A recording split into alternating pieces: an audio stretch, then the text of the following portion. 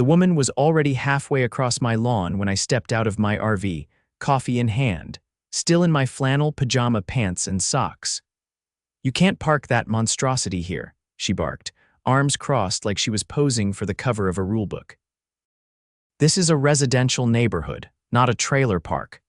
Her name was Beatrice Krum, the HOA president and self-declared gatekeeper of the American dream. She had that kind of face that always looked like it just smelled something bad. I didn't know it at the time, but this woman was going to become the biggest pain in my life, and I was about to become hers. I live in a quiet little cul-de-sac in a development called Maple Hollow Estates. I bought my place 5 years ago after retiring early from 30 years on the road as a long-haul trucker. My name's Elias Langford. I like cold beer, classic rock, and taking my 26-foot RV out on long weekends. I also like peace and quiet, which is exactly what I used to have until Beatrice decided I was a problem.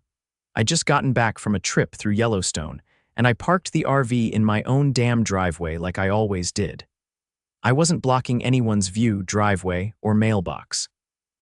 No one had ever said a thing until she came stomping across the grass like she was invading Normandy. "I'm giving you 72 hours to move it," she said, holding up some crumpled paper that looked like it was printed off a website in 1998. "It's in the bylaws." "No RVs visible from the street." I took the paper, glanced at it, and handed it right back. "I own this home free and clear, Beatrice, and I don't remember signing up for some HOA dictatorship." She squinted at me like I'd just told her the sun was fake. "You agreed when you bought the home." "It's in the deed restrictions." Pretty sure I read every word of that agreement, and it didn't say a damn thing about RVs. Besides, I've parked it here for 2 years and no one's ever had a problem. "Well, I have a problem," she snapped. "And as president of this HOA, I will enforce the rules." "You sure you're not just mad it's nicer than your SUV?" I chuckled and turned to go back inside. That's when she screamed, "72 hours, Elias." I'm not asking again. The next morning, I found a bright orange sticker slapped across my RV windshield, "Violation Notice Unauthorized Vehicle." I peeled it off and tossed it in my trash. 2 days later, I got a letter in the mail. A fine. $250 for non-compliance. I called the HOA number listed on the letter, went straight to voicemail, left a message, got nothing back. 3 more days passed. Then came another fine, $500 now. This was starting to look like harassment. So I did what I always do when someone tries to push me around. I started digging. Turns out Maple Hollow Estates had a split zoning line. My side of the street was technically part of the HOA, but there was a narrow strip of land just one lot over that was outside their jurisdiction. A little wooded lot, overgrown, unused, and most importantly for sale. I called the number on the for sale sign. The guy on the other end said, "You want that old lot? It's been sitting there for 7 years. No one wants it." "I'll take it," I said. "Cash." I signed the papers 3 days later. That weekend, I had the lot cleared, graveled, and leveled. Paid a buddy of mine with a flatbed to help me move the RV. I parked it right up against the property line facing Beatrice's kitchen window. She came out screaming the second she saw it. "You have got to be kidding me," she yelled from her back patio, still in her robe, holding a coffee cup that said "World's Best Boss." "I'm not violating any HOA rules now," I called back. "This lot isn't in your kingdom." Her face turned the color of a traffic light. She stormed over that afternoon with a clipboard and 2 goons from the HOA board, some guy with a Bluetooth headset and another who looked like he hadn't smiled since 2003. "This is harassment," she said, jabbing her pen at the RV. "You're doing this to spite me." "Yup," I said, smiling. "And enjoying every second. You can't just buy land and do whatever you want with it." "Sure I can. Zoning office says it's an unrestricted parcel. I can park my RV, build a treehouse, or start a goat farm if I want." One of the goons muttered, "She's gonna lose it." Beatrice turned to him, hissing, "Shut up, Craig." Then she glared at me. "This isn't over." She stomped back to her house, slamming the door so hard it rattled her porch decorations. I thought that was the end of it. I figured she'd sulk for a week and then move on, but I underestimated just how far Beatrice was willing to go. 2 nights later, I came home from dinner to find the RV's side window smashed in. At first, I thought it was just some punk kids. But then I found the rock inside wrapped in a copy of the HOA newsletter. That wasn't random. I called the police. Filed a report. They said they'd look into it, but unless I had a camera or a witness, it'd be hard to prove anything, so the next day I installed 2 motion-activated trail cams. One pointed at the RV, one at the street. Less than 48 hours later, I had footage Beatrice in her bathrobe, creeping across the lot at 2 in the morning. She didn't smash another window, but she keyed the side of the RV and left a flattened bag of dog poop on the step. My blood boiled. I downloaded the footage, made copies, took one to the police station, another to my lawyer. Beatrice had just crossed the line from annoying to criminal, and I was about to make sure the whole neighborhood knew it. 2 days after I gave the footage to the police and my attorney, Beatrice's minivan disappeared from her driveway. Her shutters stayed closed, porch light off. Not a flicker inside. I figured she'd gone to ground to avoid fallout, but that was wishful thinking. Beatrice wasn't the type to lie low, she was the type to reload. My lawyer, a sharp guy named Terrence who'd spent 15 years in municipal law, called me on a Thursday afternoon. "Just got off the phone with the detective assigned to your case," he said. "They're opening an investigation, criminal mischief, trespassing, vandalism. That footage you gave them is solid." "Good," I said. "Let's see how she likes being on the receiving end for once." She won't. And that's the problem. People like her always push back harder when they're cornered. I'd keep eyes everywhere if I were you. I'd already added 2 more cameras, one aimed at my front porch, one mounted on the newly installed floodlight above the RV. Paranoia, maybe. But after what happened next, I was glad I listened to my instincts. The following Saturday morning, I was working on the RV's generator, just routine maintenance, when my neighbor, Marcus, wandered over. He was a steady guy, early 40s, worked nights at the hospital. We'd shared beers a few times, swapped tools when needed. He had that tired look ER staff always wore, like he'd seen too many people bleeding for one lifetime. "You got a minute?" he asked, glancing around like he didn't want to be seen talking to me. "Always," I said, setting down the wrench. He hesitated. "You didn't hear this from me, but there was a closed-door HOA meeting last night. Beatrice pulled in some legal guy, not the usual HOA lawyer, someone new. Said she was taking steps to neutralize the problem." Her words. I narrowed my eyes. "Neutralize, huh?" "Yeah. And get this, they're trying to retroactively annex the lot you bought into the HOA boundaries, filing a petition with the county." I ran a hand down my face. "That's not even remotely legal," Marcus nodded.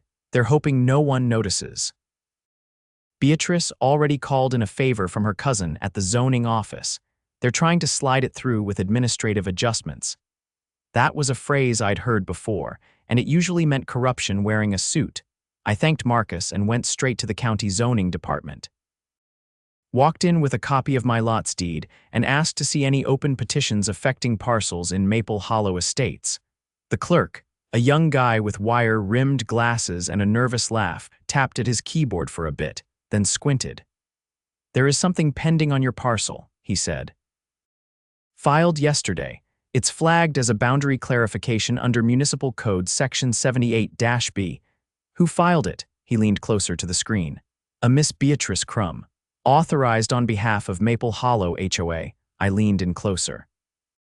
"That code doesn't apply to existing privately owned parcels, does it?" He looked uneasy. "Not really. It's usually used during initial zoning plat approvals for new developments, not retroactive changes. This shouldn't have been accepted." "Print me a copy," I said. Armed with the petition paperwork, I drove straight to Terrence's office. He read the document once, then whistled low. "She's playing dirty," he said. "This is fraudulent. If she submitted this to a county office knowing it doesn't apply, that's abuse of process. If she got someone inside to push it through anyway, that's conspiracy. Can we stop it? Not only stop it, we can file a formal complaint with the State Zoning Oversight Commission. And if we find proof she bribed or coerced someone inside the office, that's a Class C felony." I leaned back in the chair. "So what's our move?" He smiled, the kind of smile lawyers get when they're about to ruin someone's week. "We go public." That night, I typed up a full summary of what had happened, from the threatening letters to the vandalism, the attempt to annex my property, and now the fraudulent zoning petition. I printed 25 copies and walked door to door through the neighborhood the next morning. I didn't rant, I didn't yell. I just handed each neighbor a packet, pointed to the section with the screenshots from the security footage, and let the facts speak for themselves. By the time I got to the last house, I noticed something strange. People weren't surprised, some were angry. Others looked relieved. A few even admitted they'd had their own run-ins with Beatrice but had been too scared to challenge her. "She fined us for putting up solar panels," one woman whispered. Said it ruined the uniform aesthetic, but we looked it up. State law says HOAs can't block solar installations. She threatened to lien my house over a fence repair notice, a retired Navy vet told me. The fence wasn't even mine. Belonged to the neighbor. Something was shifting in Maple Hollow. The fear was cracking. 3 days later, the story hit the local news. A reporter named Jen from Channel 6 showed up at my door with a camera crew. She'd gotten wind of the story from someone in the zoning office, probably the same nervous clerk who'd helped me. "What would you say to Miss Krum if she were here right now?" she asked, holding the mic close. I looked straight into the camera. "I'd say neighborhood leadership is a responsibility, not a throne. If you abuse it, someone's going to hold you accountable." The segment aired that night. They even showed the footage of Beatrice keying my RV, her face caught crystal clear in the glow of the motion light. The next morning, I woke up to find her house surrounded, news vans, protesters. 2 squad cars. She was taken out in handcuffs just after 9. Not just for the vandalism, but for submitting fraudulent documents to a government office, interfering with zoning processes, and violating several articles of the HOA's own charter. Apparently, one of her board members cracked under pressure and turned over emails showing she'd promised preferential treatment to her cousin at the zoning office if he pushed the annexation through. That cousin was also arrested. That night, the neighborhood held an emergency meeting, this time in the community park, without any HOA oversight. Marcus stood up first. I motioned that we dissolve the current HOA board and initiate a full audit. There wasn't a single dissenting voice. No one had ever dared to challenge Beatrice before, but when people saw her fall, it was like the spell broke. One by one, residents admitted what she'd done to them. The woman who got fined for a garden gnome, the family told to remove their autistic son's therapy swing. The elderly couple threatened with foreclosure over a wrong shade of mailbox paint, they remembered. And now they were done being afraid. By the end of the week, a temporary committee was voted in, neighbors who actually wanted to serve, not control. Terrence volunteered as legal oversight. Marcus was elected chair. As for me, I kept the lot. Built a fire pit, set up a few lawn chairs.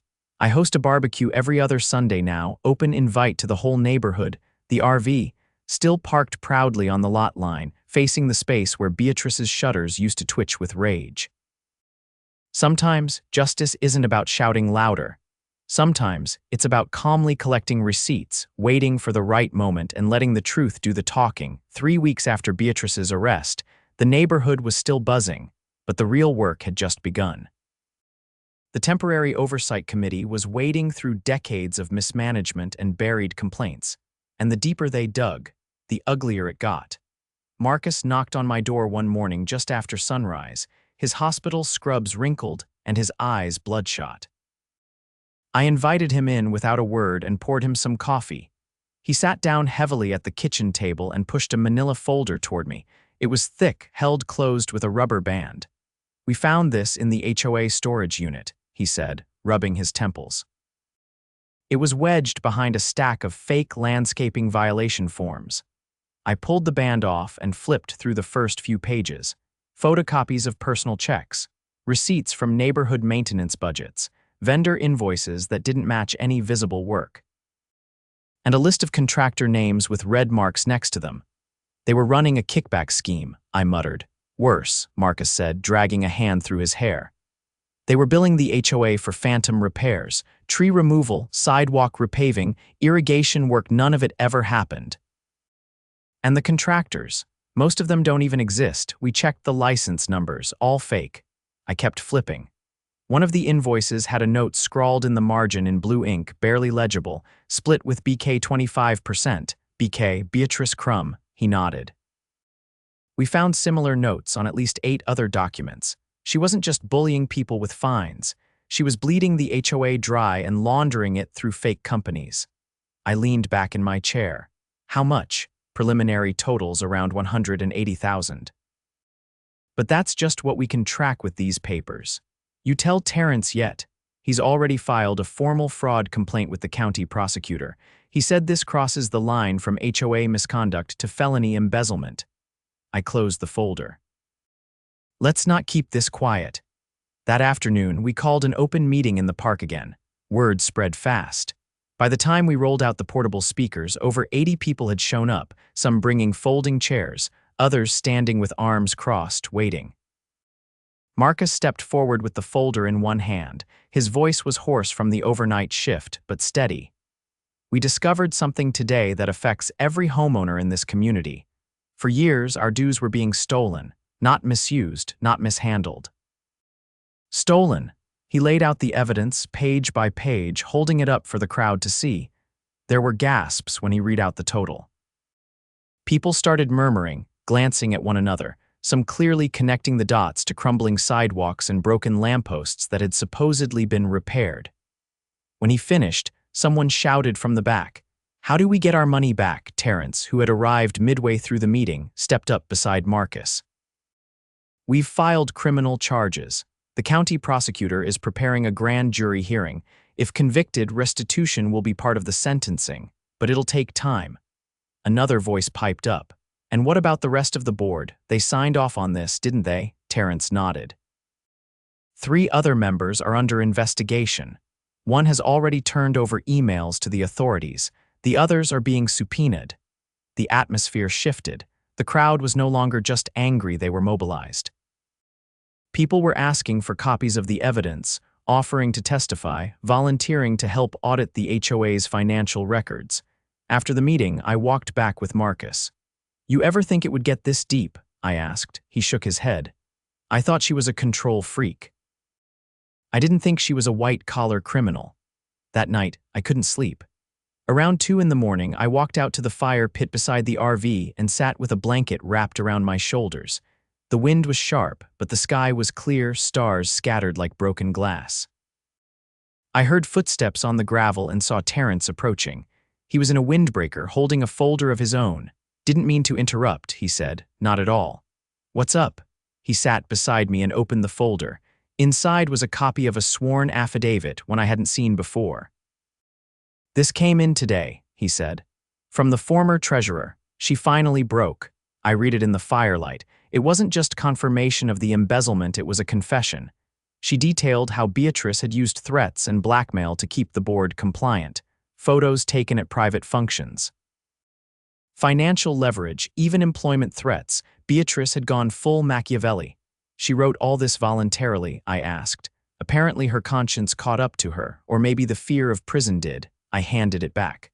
"What happens now?" "Next week we go before the grand jury. After that, if it goes to trial, we'll need witnesses. You in?" I didn't hesitate. "Absolutely." Over the next several days, the neighborhood transformed. Where once people had barely waved at each other, now they were organizing cleanup crews, repainting shared spaces, even replanting the neglected flower beds at the entrance.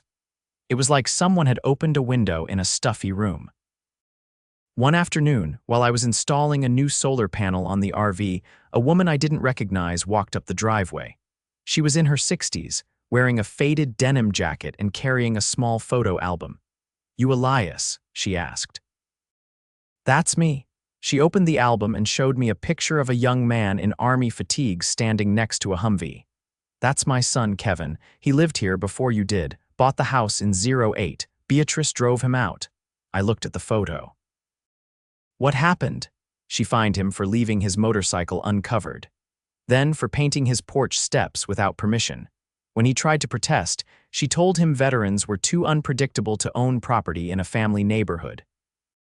"He left within 6 months." I clenched the edge of the panel. Why are you telling me this now? Because I watched your story on the news, and I've seen what you've done since. You stood up when the rest of us stayed quiet. I just wanted to say thank you. She handed me the photo. Kevin said if he ever came back, he'd want to live near people like you. I took the photo and nodded. Tell him he's welcome anytime. A few days before the grand jury hearing, Terrence called with an update. Beatrice's cousin flipped, he said. Admitted he altered zoning records and accepted money from HOA funds. There's enough here for multiple felony charges. Fraud, conspiracy, abuse of office, you name it. What's the likely outcome? If the jury indicts, Beatrice is looking at real time, and the HOA as it was. It'll be dissolved completely. We'll start from scratch. The hearing was held in a stuffy courtroom downtown. I testified, as did Marcus and 5 other residents. The prosecutor laid out the entire scheme in forensic detail. When the jury returned, the indictment was unanimous. Beatrice was denied bail due to risk of witness tampering. Her cousin was placed under house arrest pending sentencing. 2 former board members turned state's evidence. The third vanished the week before the hearing and was later picked up in Arizona under a different name. When the dust settled, the county placed Maple Hollow under temporary state oversight for 6 months. During that time, residents voted on whether to reestablish an HOA or dissolve it entirely. The vote wasn't even close. 91% chose to dismantle it. The neighborhood now operates under a cooperative model, voluntary, transparent, and without any power to fine or lien. We handle shared costs by consensus, and any improvements are put to a full vote. As for the lot where I parked the RV, I built a pavilion and donated it to the community. Now it's where we hold barbecues, movie nights, and even a local farmer's market every second Saturday. Someone hung a hand-painted sign on the pavilion roof. The line in the sand. It's stayed up ever since. Beatrice's trial is set for the fall. She's facing up to 20 years. But around here, people don't talk about her much anymore. They're too busy enjoying the freedom she tried to bury. And me. I still take the RV out on the weekends, but it's always parked back home by Monday right beside that lot she once tried to steal. Funny thing about lines in the sand. Sometimes they mark boundaries, sometimes they mark beginnings. In our case, it did both. The day Beatrice's sentencing was announced, a rare hush swept over Maple Hollow. No one celebrated, no one gloated. The people around here had been through enough. They didn't need a parade, they just needed peace. And for the first time in years, they were starting to believe it might actually last. I was out in the lot, fitting a new shade tarp over the pavilion when Terrence showed up with the news. He didn't knock. He just walked around the back of the RV, holding a single sheet of paper in one hand. She took the plea deal, he said, handing it over. 7 years in state prison, probation after that. She's barred from holding any fiduciary or leadership position in a residential organization for life. I nodded slowly, reading it over. No restitution. She agreed to sell her house. Proceeds go to a community fund we'll use for repairs and shared services. Not a full recovery, but it's something. I folded the paper and tucked it into my back pocket. Marcus, no, he does. He's heading up the new neighborhood advisory board. No titles, no officers, just volunteers. You're on the roster, by the way. Didn't volunteer for that. You didn't have to. People wrote your name in, I chuckled. Of course they did, but the story wasn't quite done. Not yet. 2 months later, I got a call from a number I didn't recognize. I almost let it go to voicemail, but something told me to pick up. A woman's voice came through, tight but composed. My name is Deputy U.S. Marshal Lorna Pike. I'm calling in connection with the Maple Hollow Estates investigation. Are you available to meet in person? That wasn't the type of question you answer with a no. We met at a diner 2 miles outside Maple Hollow. She was waiting for me in a booth by the window, a bulky leather folder sitting untouched in front of her. Her badge was clipped to her belt, but she didn't flash it. She didn't need to. I've been assigned to a federal task force reviewing municipal fraud cases linked to illegal zoning manipulation, she said, cutting straight to the point. Your case flagged something much larger. I sat down. How much larger? She opened the folder. I expected a few documents. Instead, it was packed thick bundles of paperwork, photos, even surveillance stills. We've identified a pattern stretching across 4 counties, she said. Over a dozen HOAs created shell vendors to funnel money. In most cases, the funds were used to buy influence in zoning departments, manipulate property lines, and inflate valuations. Yours was the first case with a full paper trail and video evidence. I leaned back, whistling low. So Beatrice wasn't just freelancing. No. She was part of an informal network. It's not organized crime in the classic sense, but it's systemic. We've already issued 3 federal indictments. Yours was the thread that unraveled the rest. She slid a photograph across the table. It showed Beatrice at a restaurant, seated 3 tables away from a man I vaguely recognized, someone who'd been introduced at one of the early HOA meetings. I hadn't remembered his name at the time, but now it jumped off the caption beneath the photo. Gerald DeWitt, president of a neighboring HOA. DeWitt's under investigation, Pike said. We believe he coordinated zoning manipulations across multiple developments. All of them had similar patterns: bogus fines, property seizures, and corrections to zoning maps that quietly expanded their authority. You think he was trying to take my lot too? No doubt. Your purchase cut off one of their planned access easements. We found early drafts of a map that labeled your parcel as public utility access. That's why Beatrice got desperate. She pushed another document toward me, a memo retrieved from DeWitt's computer. It outlined a strategy for absorbing parcels under community management authority using a combination of nuisance enforcement and legal ambiguity. They never expected a homeowner to fight back, she said. I stared at the memo.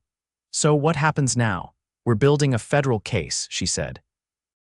You'll be called to testify, possibly in multiple trials. I nodded.